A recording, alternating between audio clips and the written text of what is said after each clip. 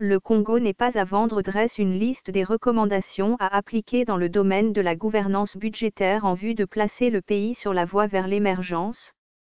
Ces recommandations figurent dans son cahier des charges publié en ce début du mois de mai 2021, contenant ses revendications adressées au gouvernement Sama Lukonde.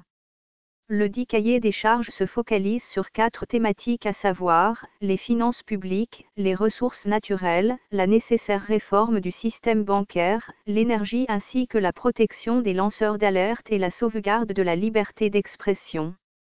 Les recommandations du KNPAF pour l'amélioration du domaine de la gouvernance budgétaire. 1. Au gouvernement d'une manière générale. L'affirmation du monopole de la production des imprimés de valeur et administratifs accordés à l'Hôtel des monnaies et le faire respecter, l'interconnexion d'une part de la Banque centrale du Congo avec les régies financières nationales et services d'assiette et d'autre part les assujettis /contribuables avec les régies financières et les services d'assiette, de manière à ce que la situation des finances publiques soit connue au jour le jour, le strict respect du budget tel que voté par le Parlement.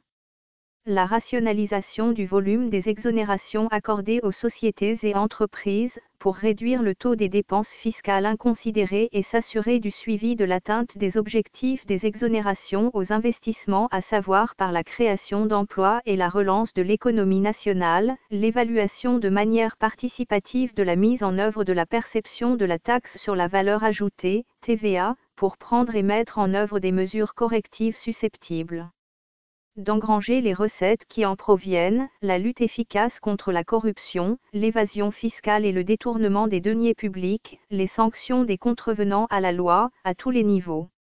Le financement des campagnes de civisme fiscal et leur organisation en collaboration avec les organisations de la société civile, la publication dans le site des ministères concernés, de la liste exhaustive des exploitants des ressources naturelles, énergie, forêt, mines, hydrocarbures, par province, avec notamment la superficie exploitée, le volume d'activité, la production vendue ou exportée, le prix de location ou d'ammodiation, le potentiel, etc.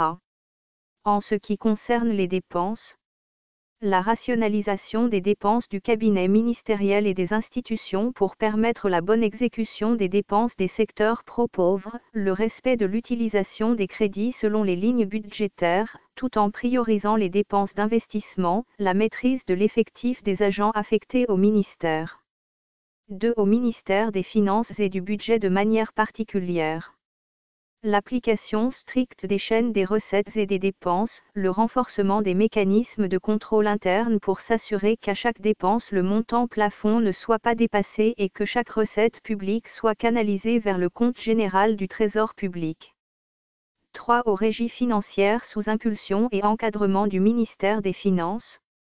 Le développement des mécanismes pour recouvrer le maximum des recettes, la mise en place des mesures fiscales qui avaient été arrêtées dans la loi de Finances en adoptant notamment des arrêtés et diligenter des audits etc. Le renforcement du contrôle interne, l'organisation de contrôles a priori, après taxation, lors de l'ordonnancement et a posteriori, sur pièce ou sur place.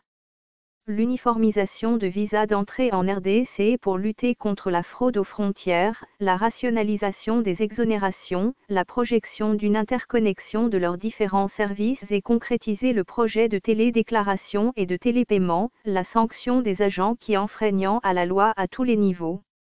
4. Par rapport au contrôle, le gouvernement doit veiller à les réhabiliter tous. Entreprendre les actions urgentes liées à la mise en application de la loi organique sur la Cour des comptes notamment, réhabiliter et renforcer les contrôles administratifs, renforcer le travail de l'Autorité de régulation des marchés publics, ARMP, et de la Direction générale de contrôle des marchés publics, DGCMP, réhabiliter et renforcer toutes les inspections dans les ministères, ESU, EPST, mines etc. 5. Au Parlement. Le renforcement de contrôle de l'exécution de la loi des finances en interpellant les membres du gouvernement, des institutions et des services publics, l'exploitation à bon escient le projet de loi de reddition de comptes et les observations de la Cour des comptes y relatives, la poursuite et la sanction des personnes impliquées dans le non-respect des procédures. le KNPAF envisage accompagner le gouvernement dans l'organisation des campagnes de civisme fiscal, la multiplication du contrôle citoyen à tous les niveaux. Rappelons que le Congo n'est pas à vendre, KNPAF est la première coalition de lutte anticorruption en République démocratique du Congo regroupant tant des organisations non gouvernementales congolaises qu'internationales. Cette coalition a vu le jour en décembre 2018 sous l'initiative de 15 organisations soucieuses de promouvoir la bonne gouvernance, la transparence et la redevabilité des décideurs considérant la corruption comme la principale cause de la pauvreté en RDC. Source: actualité.cd